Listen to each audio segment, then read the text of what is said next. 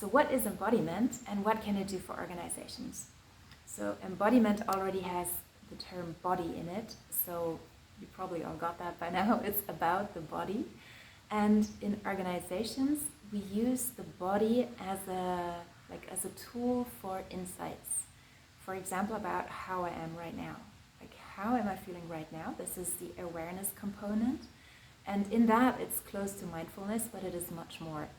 And knowing how I am also informs me what could be more helpful in a certain situation. So how would I like to be in the sense of state management? So just to give you a quick example, like you've been to a meeting and the discussions were really like tense and everybody was tense and it was super important and you couldn't find a solution and you were just like going deeper into it, and you have to leave because you have to meet another employee of yours that you need to give some feedback.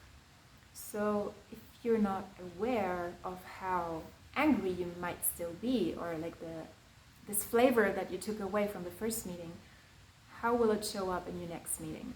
And probably it's not very helpful. So in embodiment, you learn to spot how you are, to sense into your body, using the body as an anchor of how you are, and then also using the body to transform that, to transform in this case, maybe a more centered state, more open, more ready to listen, and also maybe a bit more like kind and directive, because you want to give some feedback and you want the other person to change. So it's a practice.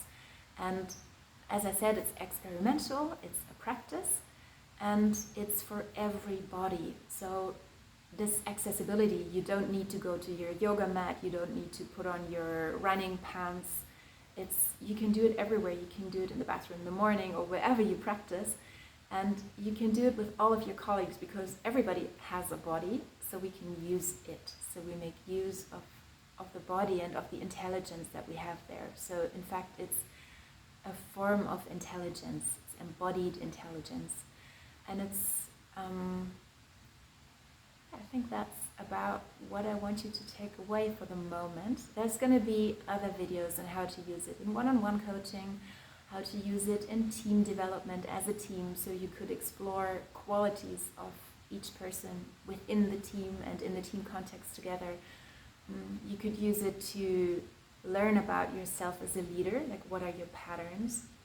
And maybe one more important point, it's like we all have a body and we are wired to see and to notice the body of another person or of another being even.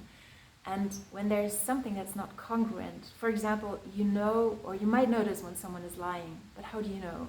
The one thing is the words and how the words are said, but also what does the body do in that moment? And if that is not coherent, then there's this moment of awkwardness. And we as humans, we see or we notice the body much more than we think.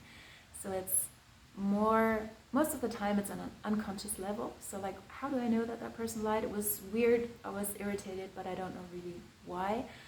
And if we bring that more into consciousness, then we can be better with other persons, and we can also be kinder to ourselves, and we can create an environment at work that's more human. And because it's more human, it's also more effective.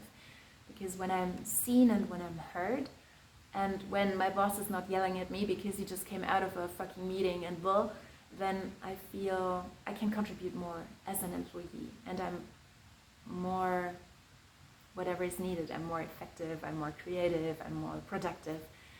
So that is what embodiment is about. And thank you for listening, and see you in the next video.